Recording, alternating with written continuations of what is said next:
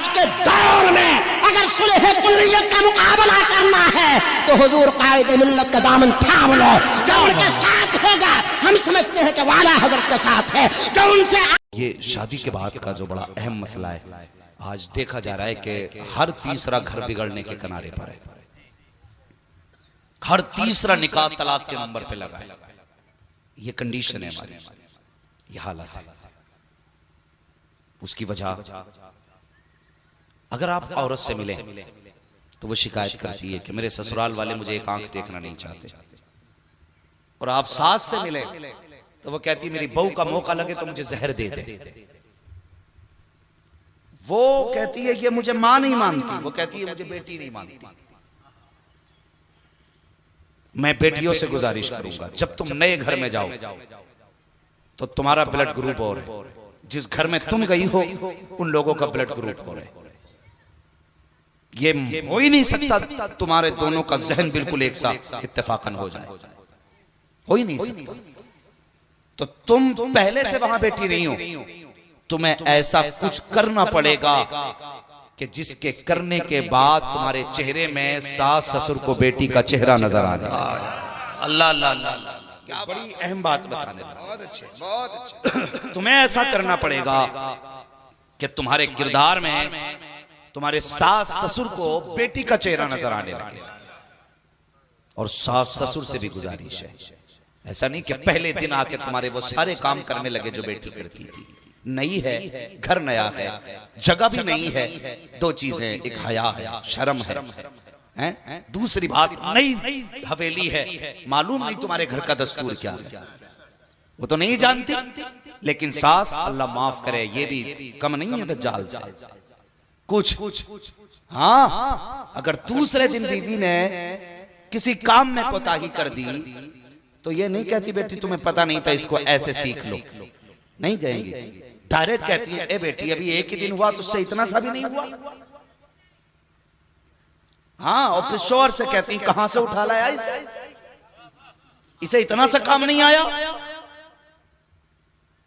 ना इस शोहर की कोई वैल्यू ना बीवी की। आओ तुम एक जोड़े की कहानी सुनाओ। दुनिया उस जोड़े को सैयदुल अंबिया का जोड़ा था। खातून जन्नत सैयदा फातिमा ज़हरा का बाबा कहती है हुजूर के निकाह में हजरत आयशा सिद्दीक़ा रुखसत होके आई ना, तो उम्र कम थी, आके बैठी ना, हुजूर घर में तशरीफ लाए। सैयदा आयशा सिद्दीक़ा रज़ी अल्लाह ताला अन्हा आप एक जगह बैठी हैं। हुजूर ने फरमाया आयशा रोटी नहीं बनाई, आयशा रोटी नहीं बनाई। मुस्कुरा के कहने लगी हुजूर मुझे रोटी बनानी आती नहीं। आज का शौहर होता ना तो ले चिमटा, ले फुकनी, ले डंडा और दे डंडा, कहता बुला बाप को भी लेके जाए। ये मिजाज है हमारे।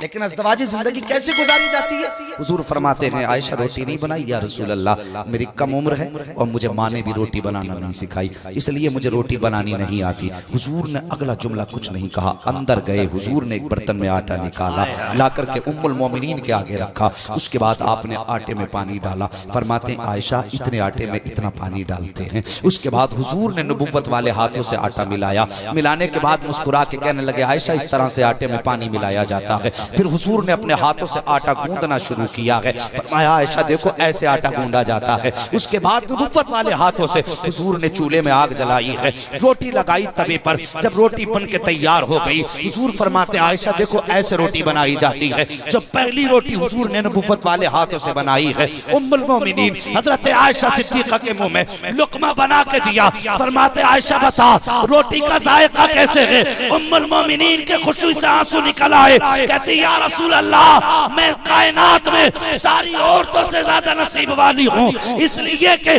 किसी के हाथ से रोटी हजरत मूसा ने खाई है, किसी के हाथ से रोटी हजरत याकूब ने खाई है, किसी के हाथ से रोटी हजरत अय्यूब ने खाई है, किसी के हाथ से रोटी हजरत आदम ने खाई है। लेकिन मैं वो तनहा खातून हूँ जिसने पहला लुक़मा अपने हाथ से नबियों के इमाम को न की, बल्कि नबियों के इमाम ने अपने हाथ से मुझे खिलाया। हाय हाय हाय, नारे तकबीर, नारे रिसालत। ये ग़ज़वाजी जिंदगी, क्या हम ऐसी जिंदगी गुजार रहे हैं? साथी गलती औरत से हो जाए, तेरे बाप ने दिया था, ये ताने उसको दिए जाते। किस बात का ताना? तेरे बाप ने दे दिया, इतना तोड़ दिया। ये ताना कभी मत देना, और कभी घर जाके देखना। अगर 10 साल भी हो गए ना शादी हुए, तो आज तक तेरे बिस्तर पे नहीं सोई है, अपने बाप के दिए हुए बिस्तर पे सो रही है।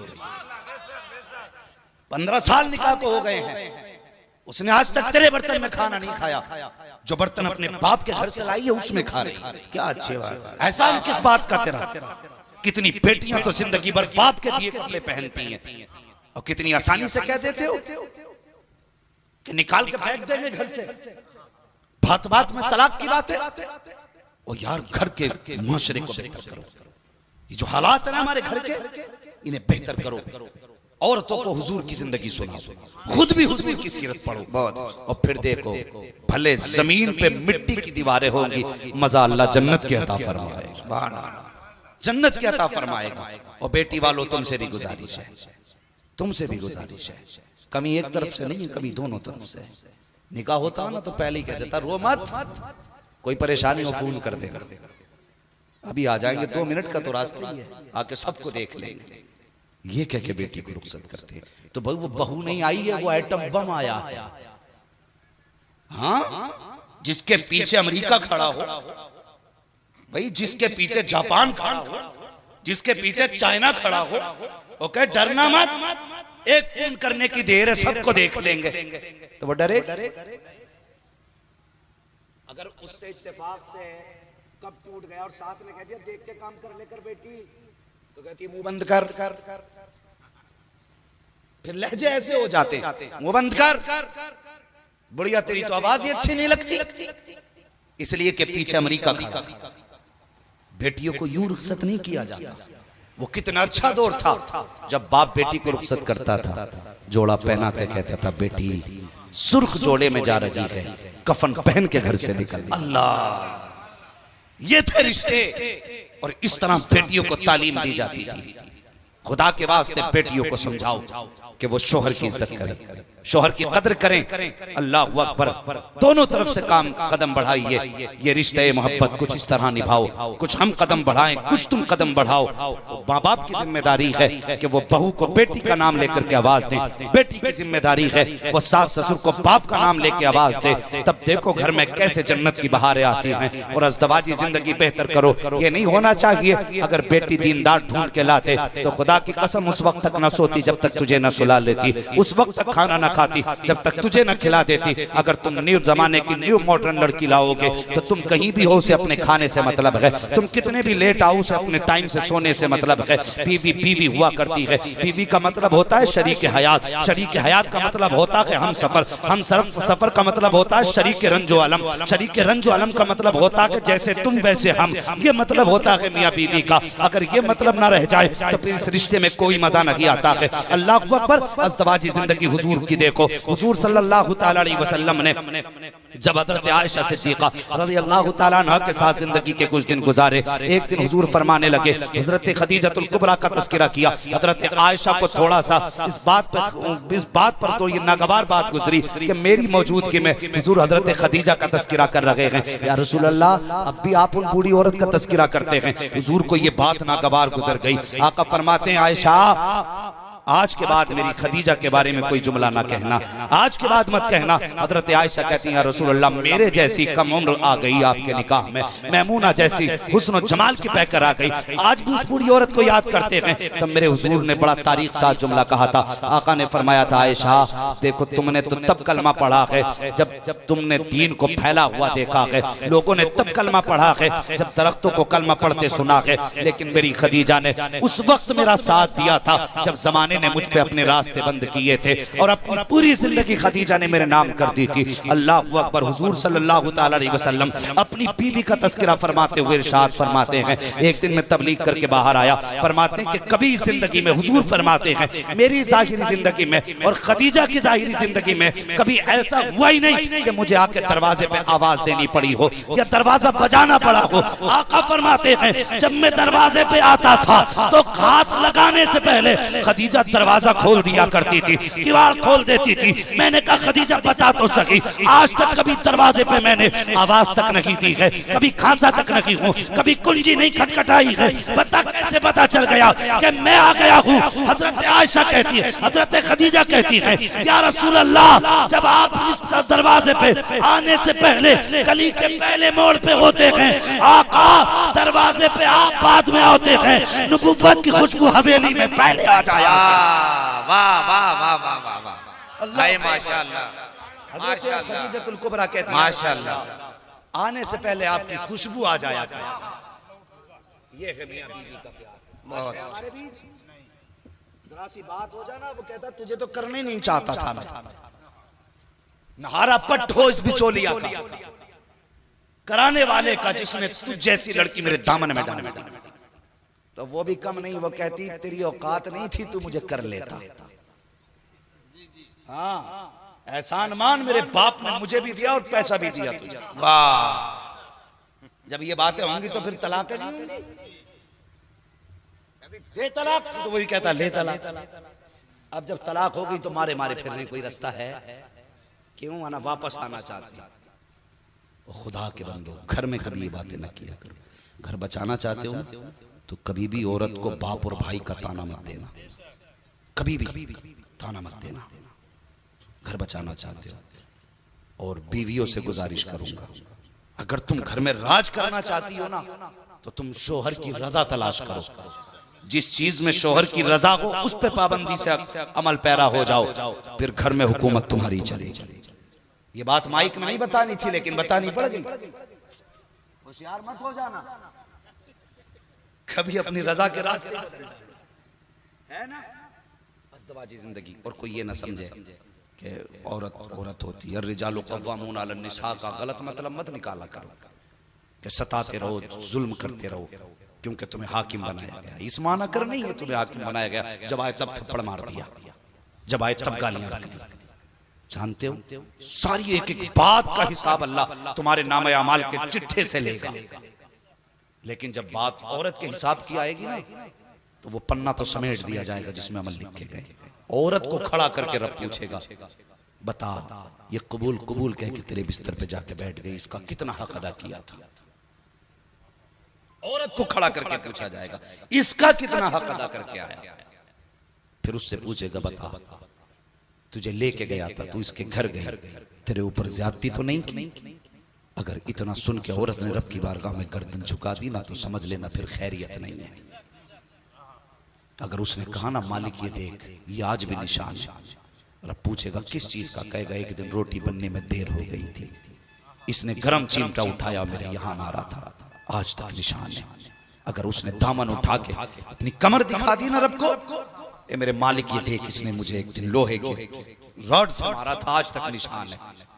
फिर सोच लेना कितनी नमाजें लेके जाएगा तू, कितने सजदे लेके जाएगा।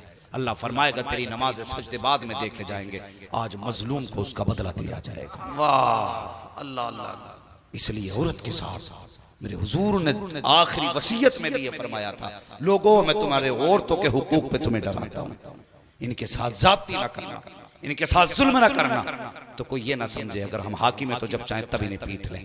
और औरतों तुमसे भी गुजारिश है, अगर तुम्हारा इतना हक है कि तुमसे हिसाब शोहर का लिया जाएगा, तो याद रखना तुम्हारी जन्नत भी शोहर की रजा में रखी गई है। अगर इस हालत में मर गई कि शोहर नाराज है, तो फिर समझ लेना जन्नत की महक भी नहीं दी जाएगी जब तक हिसाब न ले लिया जाएगा। ईमान वाला बख्शा तो जाएगा, जन्नत में तो जाएगा, लेकिन हक मारा है तो पिट पिट के जन्नत में जाएगा। इसलिए मैं कहता हूं, आज ले उनकी पनाह, आज मदद मांग उनसे, कल न मानेंगे कयामत में अगर मान गया। तो बेहतर यह है घरों के हालात बेहतर करो। हाँ, लक़द कान लकुम फी रसूलिल्लाहि उस्वतुन हसना, मेरे महबूब की जिंदगी तुम्हारे लिए बेहतरीन नमूना है। हुजूर की जिंदगी को अपनाए, किरदार हुजूर का अपनाए। मैंने हाथ उठवाए थे और पूछा था किसको बेटियां प्यारी है? सबको बेटियां प्यारी है ना? प्यारी है ना बेटियां? तो सुने, कोई बंदा ऐसा है जो अपनी बेटी किसी को 10 लाख में 3 साल की बेटी बेच ले? बेच देगा कोई? 15 लाख में, 20 लाख में, 50 लाख में? कोई नहीं बेच सकता। अगर एक बाप 3 साल की बेटी 50 लाख में नहीं बेच सकता तो एहसान मान उस बाप का जिसने 18 साल की बेटी तुझे पाल के फ्री में दे दी। हाय हाय हाय हाय, क्या नब्ज पकड़े भाई, जिंदाबाद। फ्री में दे दी। जिसने बेटी दे दी उसने सब कुछ दे दिया। फिर किसी की बेटी को कैश के लिए मजबूर ना करना। अल्लाह अल्लाह। तुम्हारी वजह से कोई बेटी इसलिए फांसी पे न लटके कि तुमने कैश मांगा है। किसी बाप की आंख में इसलिए आंसू ना आए कि तुमने उससे बेटी से पैसे का सवाल किया। करेंगे इंशाल्लाह इन बातों पे अमल, बोलो इंशाल्लाह।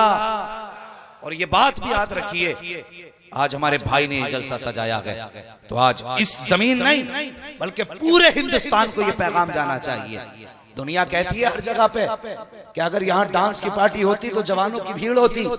मैं कहता हूँ आओ रंडियों का नाच देखने वालों, आज इस महफिल में आके देखो, आशिकों की इतनी भीड़ लगी है किसी नाचने वाले के पास हो ही नहीं सकती। वाह, नारे तकबीर, नारे रिसालत, सुन्नते रसूल कॉन्फ्रेंस, मुफ्ती हम्माद साहब किबला मुरादाबादी। वाह वाह वाह वाह, माशाल्लाह। वो दौर गए कि जवान चला था नशे की तरफ, बहुत अच्छे। अब जवान चला है मदीने की तरफ। वाह, अब रिश्ते पक्के होंगे तो मुस्तफा से होंगे, अगर अहदे वफा होगा तो फिर हुजूर से होगा, अगर बड़ी बड़ी बातें होंगी तो हुजूर की चौखट की होंगी। अब वो मजनू नहीं रह गए जो लैला के लिए कपड़े फाड़े, अब ये वो मजनू बैठे हैं जिनकी मंजिल मदीना है, जिनकी राह राह मदीना है, जिनका मकसद मुस्तफा के कदमों में जाके दम लेना है। और जवानों कोशिश करना, कोई नाराज हो के राजी हो, बस गुंबदे खजरा वाला महबूब नाराज नहीं होना। करेंगे इंशाल्लाह जवानों ये काम, बोलो इंशाल्लाह। कुछ तो इसलिए नहीं बोल रहे कि अब कैश को तो अब्बा ही जाने, कैश को अब्बा ही जाने। जी, मैं क्यों महफिल में बोल। हाँ तो तू भी पूछिए कभी, कहियो अब्बा औलाद पाली थी कि बकरा पाला था बकरा ईद के लिए, पूछ लेना ये। वरना कुछ लोग जहेज की इतनी बड़ी डिमांड कर देते हैं कि इतना जहेज मिल जाता कमरों में ही जगह नहीं होती रखने की, और फिर चौराहे पे कहते हैं इतना मिला ना घर में जगह ही नहीं है। अगर किसी बाप ने जमीन बेच के जहेज दिया ना तो फिर इतना मत रो, ये जहेज नहीं जहन्नम का ईंधन तेरे घर में आया है। हाँ, अगर किसी बाप ने घर बेच करके कैश दिया है ना तो तेरा बैंक बैलेंस तो नहीं आया, तेरी तबाही का ये टिकट आ गया तेरे घर के अंदर। ये दौलत कै दिन चला लेगा। मैंने बड़े बड़ों की गाड़ियां बिकती देख ली, पहले कह रहे 4 पहिया ही लूंगा, मिल गई 8 दिन बाद कह रहा बिकवा दियो मौलाना, क्योंकि औकात नहीं तेल डालने की उसमें। भाई किसी पर ज्यादती ना करें, हुजूर की सुन्नत के मुताबिक निकाह करें और घरों के माहौल बेहतर करें। औरतें कोशिश करें कि शोहर नाराज ना हो, और शोहर कोशिश करें कि बीवी पे कोई ज्यादती ना होने पाए। करेंगे इंशाल्लाह ये अमल, बोलो इंशाल्लाह। और औरतों से कहो ये नमाजें पढ़ें, पर्दों में रहें, इनसे नमाजें पढ़वाइए, पर्दों में रखिए। अगर इस मौजू पे गुफ्तगू की जाए तो फिर और घंटे भर गुफ्तगू की जरूरत है, लेकिन रात काफी हो चुकी है, बातें भी काफी हो चुकी है। अब गुफ्तगू आपको सुननी थी, आप सुन चुके। बस पूरी गुफ्तगू का माहसल और निचोड़ यही है कि हमें लव मैरिज नहीं करना, अरेंज मैरिज करना है। बोलो इंशाल्लाह। अरे बोलते क्यों नहीं हो इंशाल्लाह? हाँ कुछ लोग अब भी नहीं बोल रहे, मैं खड़ा कर दूं क्या उन लोगों को, फिर देखना ये करते क्या है। बोलो इंशाल्लाह। बाप की रजा का ख्याल करेंगे, उनकी खिदमत करेंगे, बाप माँ बहन इनके हुकूक का ख्याल रखेंगे इंशाल्लाह। अगर चाहते हो तुम्हारी बेटी को इज्जत मिले तो दूसरे की बेटी को इज्जत दो, तुम्हारी बेटी को अल्लाह खुद बखुद इज्जत अता फरमाए। हाँ, दूसरे की बेटी को अपनी बेटी समझो। जिस घर में तुम्हारी बेटी जाएगी उसे अपनी बेटी समझ के इज्जत दी जाएगी। इस चीज पे पाबंदी करनी है। बस जो हुए अखलात उनको माफ फरमाए रब्बे कायनात। जिंदगी ने दिया साथ, फिर होगी मुलाकात, चमन रहा फूल खिलेंगे, जिंदगी रही फिर मिलेंगे, मुसाफिर हैं हम भी, मुसाफिर हो तुम भी, किसी मोड़ पर फिर मुलाकात होगी। फकीरान आए सदा कर चले, सदा खुश रहो, ये दुआ कर चले। अल्लाह ताला इस जोड़े को, जिसकी जिंदगी का आगाज हुआ है, नई नई जिंदगी है, अल्लाह इस जोड़े में बहारें अता फरमा दे। हुजूर के सदक़े में ज़ौजैन के दरमियान मोहब्बत अता फरमा, और अल्लाह इनको नेक साले औलाद अता फरमा, और जो औलाद दुनिया